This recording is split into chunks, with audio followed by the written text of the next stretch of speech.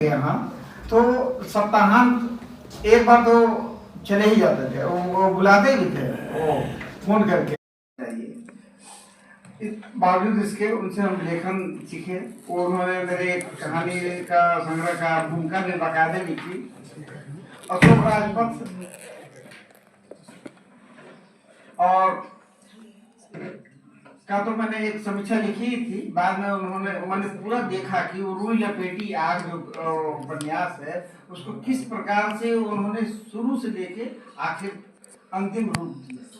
प्रकाशन के बाद उसके कई अंश हमको पढ़ पढ़ सुनाते थे और बोलते थे कि अपने जरा सुझाव दीजिए। हम लोग सर इसमें हम क्या, ये सब इतने जो तथ्यात्मक चीजें हैं परमाणु बम के बारे में, ये सब चीज हमको क्या पता। एक तबला से शुरू करके वो एक परमाणु बम तक उन्होंने उसका वर्णन किया। बोले नहीं अब तुम कुछ तो बोलो। इसके बाद मैंने उसकी समीक्षा भी लिखी, लेकिन ये संयोग रहा कि अंत समय 2023-24 के बाद से उनकी तबीयत गड़बड़ाने लगी। अपने पारिवारिक चीजों को बताते थे कि हम अपनी पत्नी के लिए VRS ले रहा है, बेटी का पढ़ाई के लिए इतना वो कर रहा है। ये सब व्यक्तिगत बातें भी वो हमको चर्चा कर देते थे, साथ साथ अपने लेखन के बारे में भी। लेकिन 2025 के आसपास में उन्होंने मिलना जुलना बहुत कम कर दिया। कभी कभी बोलते थे कि नहीं अब तुम हल्का फुल्का फोन पर बात कर लिया करो। पहले जहाँ वही हमको कई तकलीफ होती थी, पहले वो जहाँ दुराग्रह पूर्वक बुलाते थे कि तुमको आना है, अब वही व्यक्ति बोल रहा है कि नहीं दूर से ही रहिए, अभी हमें तो तकलीफ हो रही है। उनके लेखन के बारे में बहुत कुछ कहा जा सकता है, लेकिन अभी जैसा कि एक महानुभाव ने जानकारी दी कि उनका एक उपन्यास अधूरा है या कुछ भी है, उसको पूरा किया जाना चाहिए। हम इससे उनकी बात से बिल्कुल सहमत हैं कि उनको उपन्यास को पूरा हो सकता है। संतोष दीक्षित जी, कमलेश जी इस दिशा में कुछ ना कुछ सहयोग कर सकते हैं, दिशा निर्देश भी दे सकते हैं। और फिलहाल मैं अपने यहीं तक बात करके अपनी बात समाप्त करता हूँ। धन्यवाद। धन्यवाद सर। अब संतोष सर से पहले हम श्वेता जी से बात कर सुन लेते हैं श्रद्धांजलि, इसके बाद संतोष सर।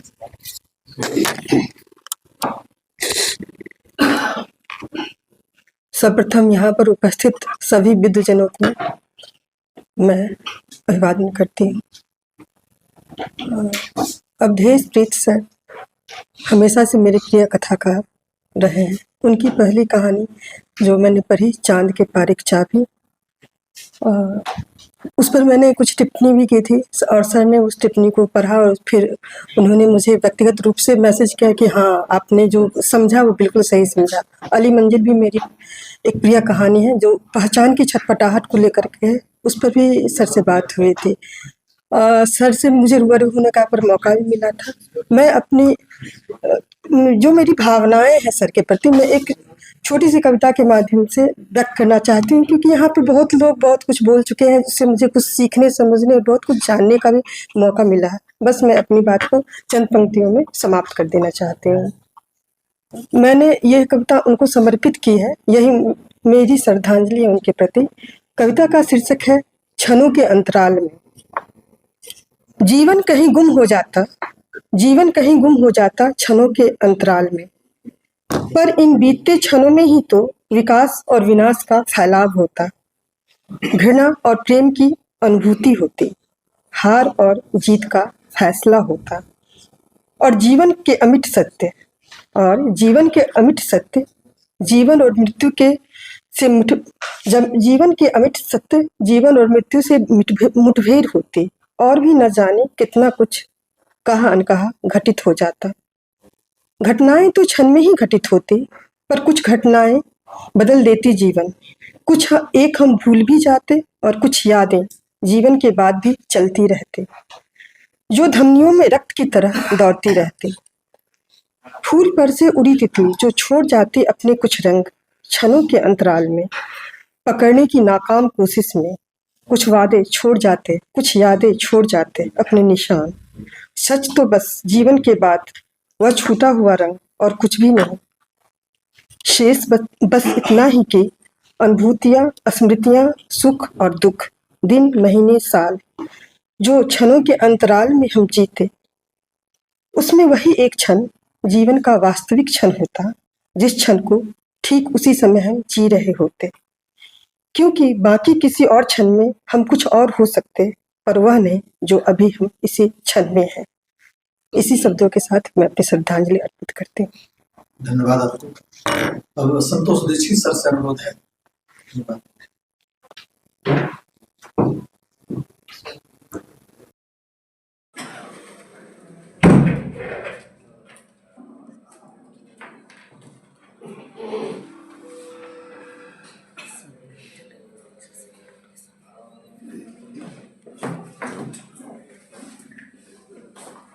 उपस्थित साथियों,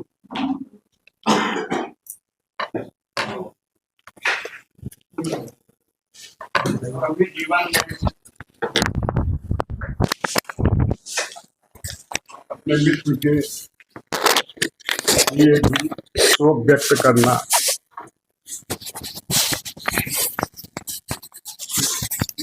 इतना औपचारिक हो जाता होने का मामला है नहीं है।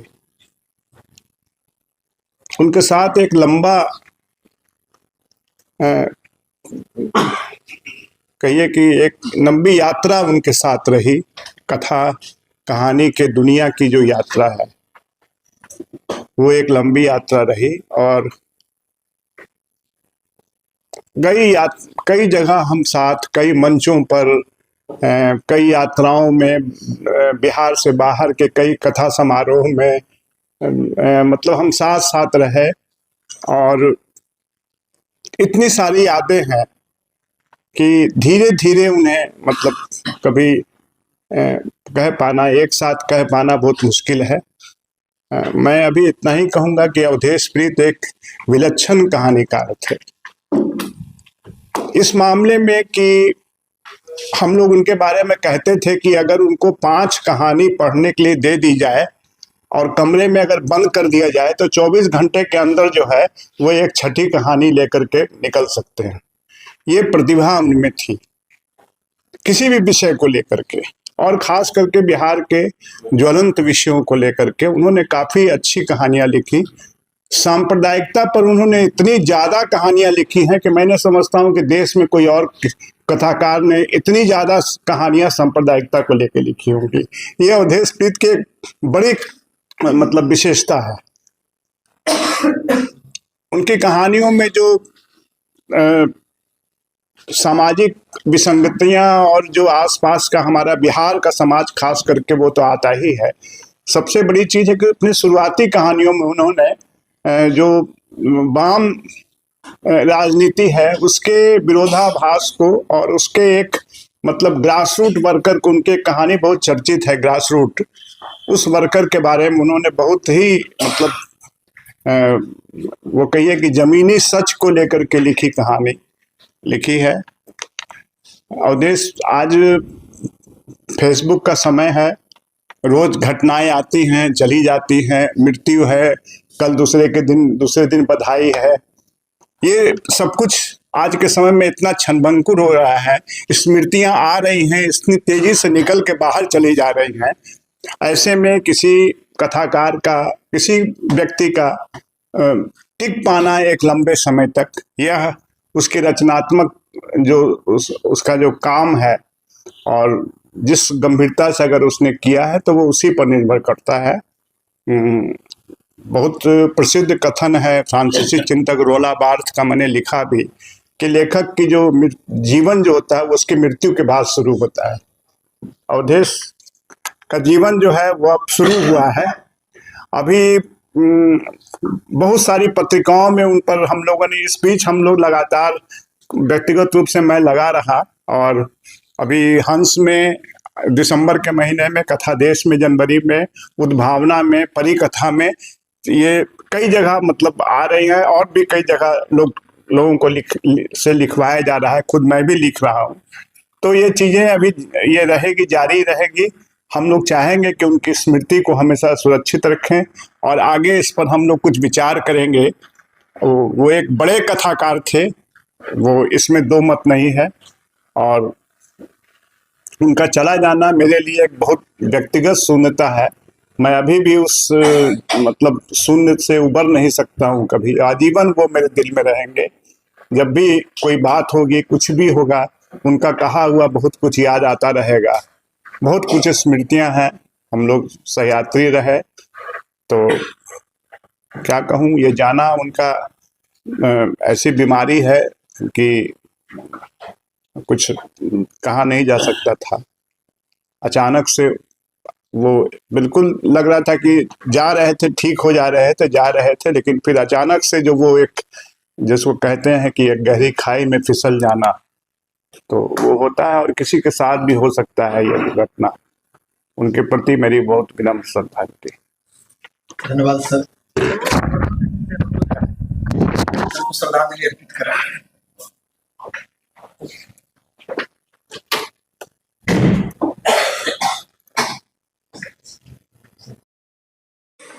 मेरे लिए सुरेश जी के बारे में कुछ भी बोलना थोड़ा कठिन है।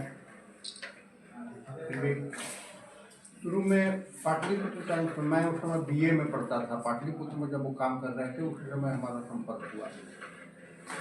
खगौल से आते जाते थे, फिर यहाँ ये बीच में कभी देर हो जाने पर 8 कॉलेज में रह जाते थे, सुबह ढूंढता वगैरह। सुबह पता नहीं उसको याद भी होगा या नहीं। वो उन दिनों बीड़ी पीते थे, वो ढेर सारा मेरा फ्रीलांसिंग का पैसा पी गया। बहुत बड़े पेंटर। उसी समय इनका एक घर मैंडो वाला दिया गया। मैं भी काफी रहने लगा, काफी दिन साथ उनका था। बाद में लिखना छूट गया। जब मिलते थे तब और ऐसे कहते थे कि ना लिखब तो बचब के जे लिखी हुए बाकी। लेकिन उन्होंने ही उस चंद्रशेखर धर्म मिश्र का की कविता की कहा जाता है कि चंद्रशेखर धर्म मिश्र ने किया। उनका घर और भेजे वहाँ के गया। मैं उसकी रतनमाला बाद में 1989 में मैं चला गया, पर स्टूडेंट चला गया, फिर मैं चला गया। तब आगे से आने के बाद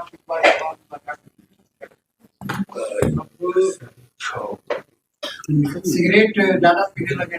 मैंने पूछा पूरा टाइम जब से बीमार रहने लगे 10 साल भर में कभी नहीं उतरा। लगा दिया गया।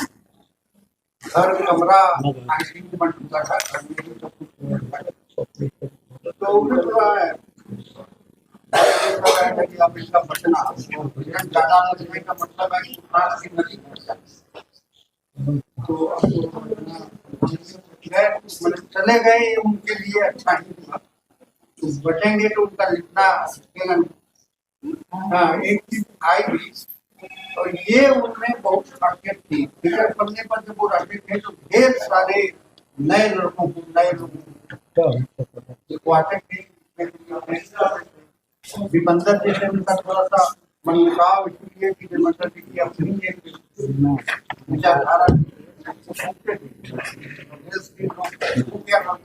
रहा है। पढ़ने के लिए जैसे दिया बताते बाद में तो वहाँ से गुवाहाटी से मैं आऊँ था कि बहुत कम। लेकिन अचानक खबर मिली मैं गाँव में था। मैं और ज्ञानदेव दोनों गाँव में नहीं पाए।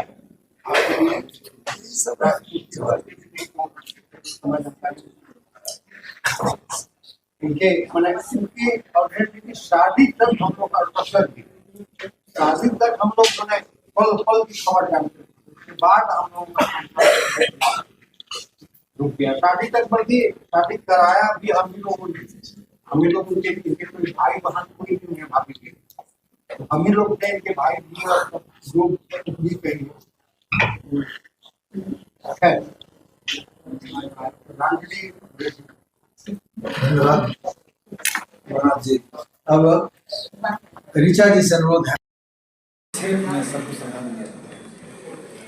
मैं तो इस कार्यक्रम में पता चला तो मैं आ गई, और अवधेश सर के इस कार्यक्रम में नहीं आने का सवाल ही नहीं था। मैं क्या कहूँ उनके विषय में। जैसे सब लोग बोलते हैं कि नवोदित को उन्होंने बहुत ही प्रश्रय दिया। मैं तो शिक्षा के क्षेत्र से भी नहीं हूँ, लेकिन पहली बार पटना के लाइव हिंदुस्तान में लघु कथा आती थी। मैं एक अंदाज से एक लघु कथा मैंने भेज दिए हुए व्हाट्सएप नंबर पर, वो जब प्रकाशित होने लगी तो लगातार प्रकाशित होती रही।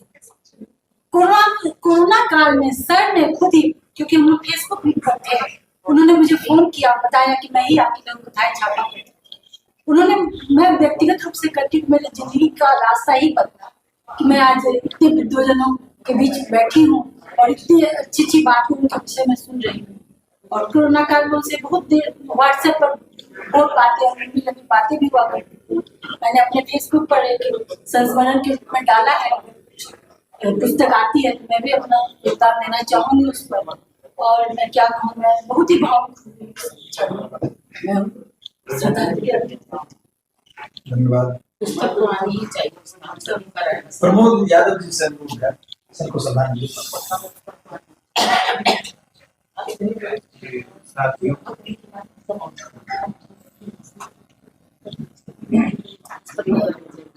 मैं अवधेश जी को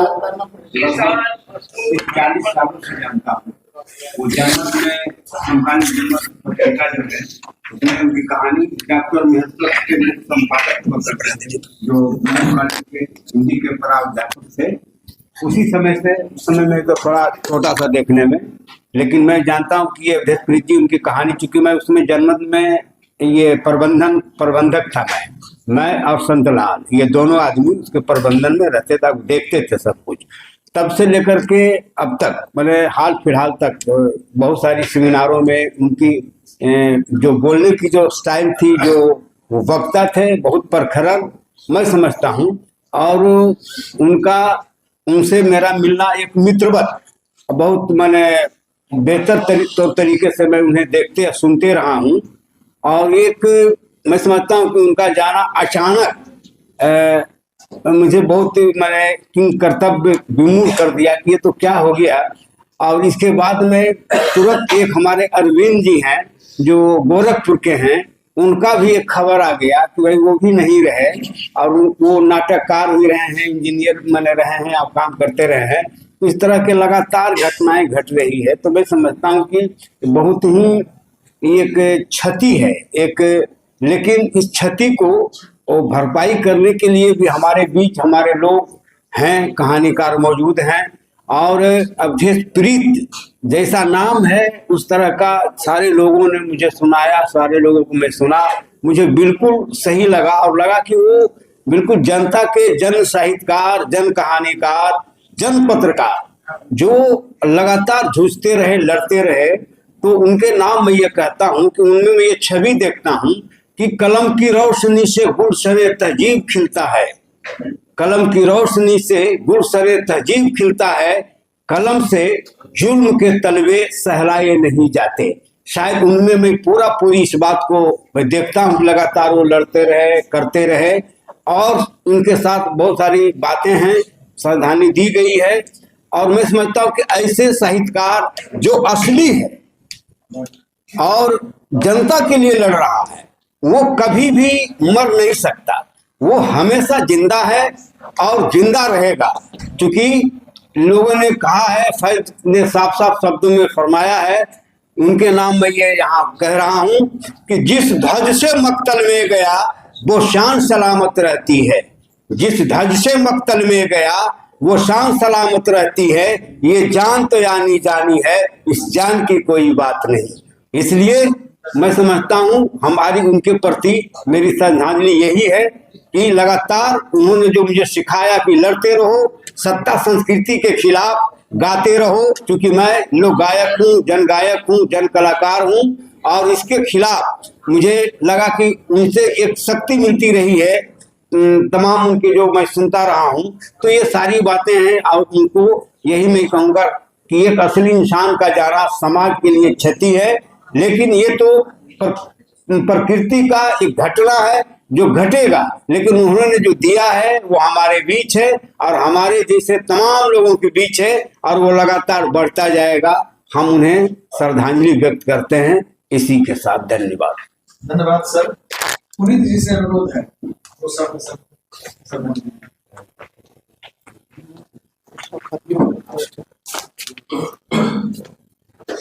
मौजूद सभी साहित्य जगत, पत्रकारिता से और संस्कृति के क्षेत्र में कामकाज को आगे बढ़ाने वाले सभी हमारे अभिभावक और साथी को अभिनंदन करते हुए, मैंने जिस तरीके से अवधेश जी के बारे में पहले भी और अभी जो कुछ सुनने जानने को मिला, उनकी लेखनी में जो एक समकालीन जिसको कहते हैं कि अपने समय का जो उन्होंने प्रतिनिधित्व किया कलम के माध्यम से, इस रूप में मैं उनके लेखन को देखता हूं और समझता हूं। जिस तरीके से विज्ञान के क्षेत्र में कोई शोध करता है, समस्याओं पर काम करता है और मानव जीवन की बेहतरी के लिए, उसकी समृद्धि के लिए कुछ दे कर जाता है, ठीक उसी प्रकार से साहित्य के क्षेत्र में, संस्कृति के क्षेत्र में जो लेखक होते हैं वो न केवल समस्याओं की शिनाख्त करते हैं बल्कि उसके लिए समाधान भी सुझाते हैं। और इस रूप में मैं अवधेश जी को बिल्कुल अपने कहिए कि अपने समय के प्रतिनिधित्व करते हुए, बल्कि अपने समय का मशाल लेकर के समाज को आगे और बेहतर कैसे बनाया जा सकता है, उसकी समस्याओं को शिनाख्त करते हुए और समाधान भी देते हुए एक मशाल के रूप में देखता हूँ, समझता हूँ। और इसी चीज को जेहन में रखते हुए मैं तहे दिल से उनको श्रद्धांजलि देता हूँ। बहुत बहुत धन्यवाद। धन्यवाद सभी। कृष्ण संविधान जी से अनुरोध है अपनी बात में।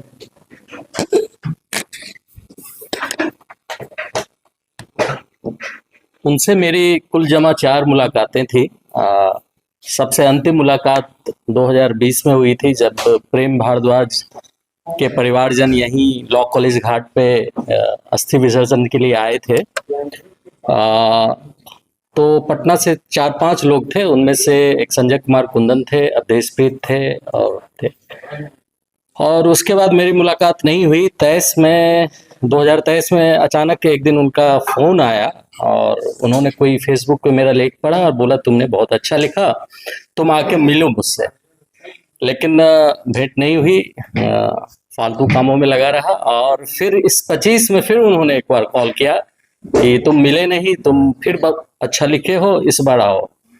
संजय जी ने एक दिन कहा भी कि हम लोग मिलने जा रहे हैं, चलो। तो मैंने कहा आप लोग जाइए, आप सुब्रयाल जी, हम फिर मिल लेंगे। तो मुलाकात नहीं लिखी थी। संक्षेप में उस मुलाकात नहीं, अमुलाकात के बारे में बताऊंगा जो मेरे ख्याल से मेरे साथ हमेशा रहेगा। मैं गुलवी घाट में अपने किशोरावस्था में रहा करता था और कहीं से ये बात है 98-99 की। तो कहीं से उस समय पुरानी 5 रुपए में हंस मैगजीन खरीदी थी और उसमें हम जमीन मैंने देखी उनकी, और उसमें देखा गुलवी घाट। तो मैं फैंटेसी किया करता था कि इस सारे घर में अवधेशप्रीत का घर कौन सा है, और बीच में एक पुराना सा घर है जिसमें पीपल का पेड़ है। मुझे लगता था एक लेखक का यही घर होगा, अवधेशप्रीत इसी में रहते होंगे, जबकि वो थोड़ा नदी किनारे रहते थे। तो मुझे ऐसे ही याद रहेंगे जो हम जमीन का लेखक अवधेशप्रीत, जिसके कारण मैंने पढ़ना शुरुआती दौर के पढ़ाई लिखाई में वो उनका योगदान रहा। धन्यवाद। और पूछ लीजिए, कोई बोले तो। और कोई साथी? कुंदन जी बोलिए। नहीं, ये अनिश अंकुर जी बच्चे अब वो हो गया, खत्म किया गया। नहीं, सब लोग बाहर हैं खड़े हैं। दोस्तों, लगभग 2.5 घंटे से सभा चल रही है। काफी अच्छी उपस्थिति थी। धीरे धीरे करके लोग जाएंगे। हम लोग लगातार उनके घर में जो 3 दिन के बाद उनका जो काम हुआ उसमें, फिर दाह संस्कार में हम सब लोग इकट्ठे रहे। और सिर्फ एक ही बात कहनी है कि बड़ा एक तो उदासी है पटने में। धीरे धीरे करके सब लोग, खगेन जी, नंदकिशोर नवल, सुरेंद्र सिंह, एक एक करके पूरी जो पीढ़ी है, हाल ही में कासिम खुर्शीद, सब लोग गुजरते जा रहे हैं। कम से कम ये पटना की अच्छी बात है कि सब लोग, हम लोग एक साथ इकट्ठा होते हैं, अपने अपने ढंग से याद करते हैं। और सबसे अच्छी बात है कि सब लोगों ने बोला और सबके पास अपनी कुछ बात थी, अपनी याद थी, अपने हिस्से का कुछ संस्मरण था। मैंने पुराना जैसा सबका अनुभव है, मेरा भी कुछ कुछ वैसा ही है। सिर्फ एक ही बात कहेंगे कि वो लगभग प्रभात खबर का एक विशेषांक था, तो लंबा इंटरव्यू मैंने उनका लिया था 2001 में, तो छपा भी था पूरे इसमें। अंतिम दिनों में से कुछ खफा रहते थे, वो बार बार जाना नहीं संभव हो पाता था घर में। और 5 साल पहले प्रेम भारद्वाज की जो मृत्यु हुई, तो उनके घर के ठीक पीछे उनका दाह संस्कार। तो प्रेम भारद्वाज का परिवार, उनका बड़े उनकी मृत्यु हुई थी गुजरात में, तो उनका भाई या भतीजा भी आया था। तो लाश जलती है तो लंबा लकड़ी पर 2 घंटा 2.5 घंटा वक्त रहता है ना, तो 1 घंटे के बाद देखिएगा कि अमूमन श्मशान घाट में सामान्य बातचीत होने लगती, थोड़ा मृतक के बारे में पूछ। इसी में क्या हुआ, एक ऐसा वाकया हो गया कि बातचीत होते होते उनका भतीजा, जो मेरे ख्याल से 19-20 साल का रहा होगा, वो गुजरात में था और बहुत इसका दिमाग मोदी भक्त वाला था, बहुत मुसलमानों के प्रति जहर भरा।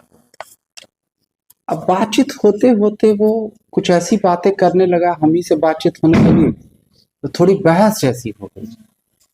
और लड़का इतना बहस होती कि बिहार के बारे में अमूमन जो बाहर रहता है निगेटिव बोलता है, कुछ शऊर नहीं रहता।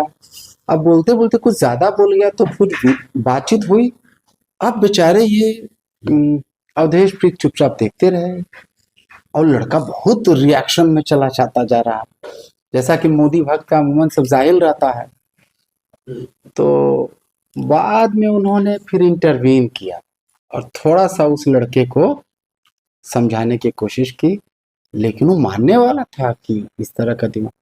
लेकिन तो उसके बाद इधर अंतिम भेंट हुई मेरी पिछले पुस्तक मेला में, और एक थी उनकी मित्रता का कारण सिगरेट था। हमको भी सिगरेट पीने की आदत थी, अब वो पीते थे विल सिगरेट, तो जब भी मिलते थे तो हम मांगते थे, वो भी मांगते थे। और थोड़ा लूज टॉक भी हम लोग करते थे। लूज टॉक मतलब, आपसे सीनियर आदमी है तो लूज टॉक का मतलब समझ सकते हैं। तो बोलते थे कि हम लोग क्यों ये सब आप करते हैं, तो बोले कि हमको कहानी का प्लॉट मिलता है, कुछ बात मिलती है। तो चाहते थे कि घर आए और ये सब इसके पास जो अनुभव है, जो किस्सा है, तो थोड़ा बताए, तो हम उसको ये करें। और उनके कई उपन्यास, जो अशोक राजपथ पर, तो मैंने ही उनसे पुस्तक मेले में बातचीत की। ऐसी बहुत सारी बातें हैं, लंबा है। आप सब लोगों का जो यहाँ आए लगभग, और आप कुछ कहेंगे उनसे पीछे, और कोई अगर चाहे तो अपनी बात करे। तो फिर बहुत बातें हैं, हो चुकी है, वक्त काफी हो चुका है। 1 मिनट का मौन। राजन शायद कोई गीत गाएगा, एक उनको चिल्ला रहा था कि हम गीत गाना चाहते हैं, तो एक राजन एक गीत गा लो जल्दी से।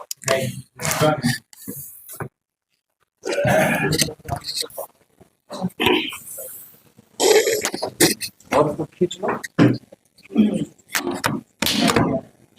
या खड़ा हो गए। नहीं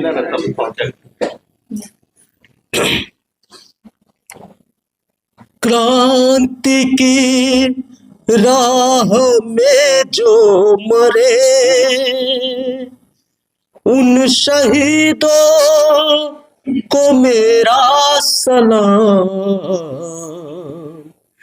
लिखने वालों को मेरा सलाम, पढ़ने वालों को मेरा सलाम, लिखने वालों को मेरा सलाम, पढ़ने वालों को मेरा सलाम।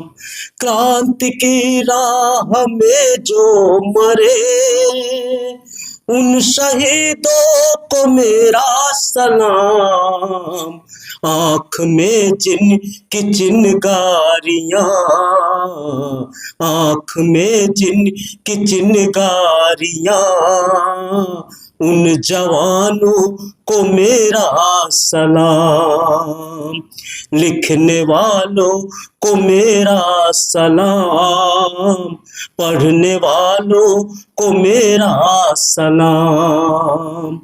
मुक्ति का युद्ध जो लड़ रहे उन मजूरों को मेरा सलाम, मुक्ति का युद्ध जो लड़ रहे उन मजूरों का सलाम।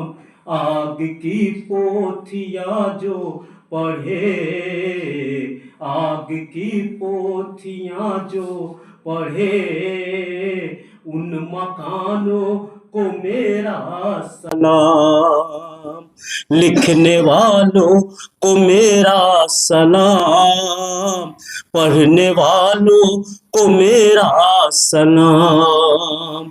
देश खातिर जो बेटा मरे उसकी माता को मेरा सलाम, देश खातिर जो बेटा मरे उसकी माता को मेरा सलाम।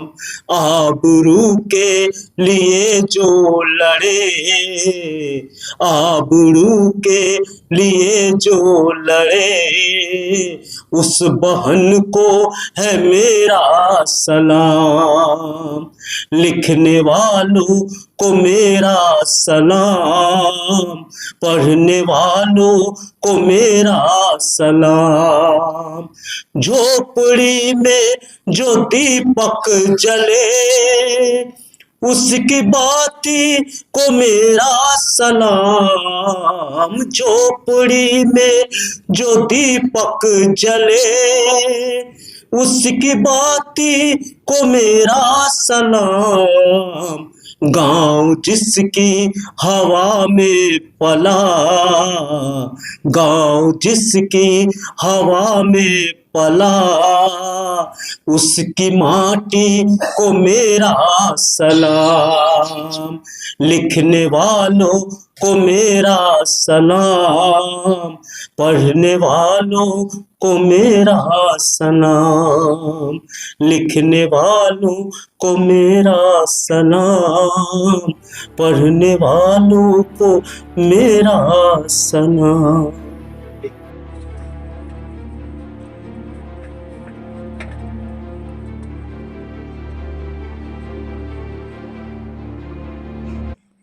अच्छा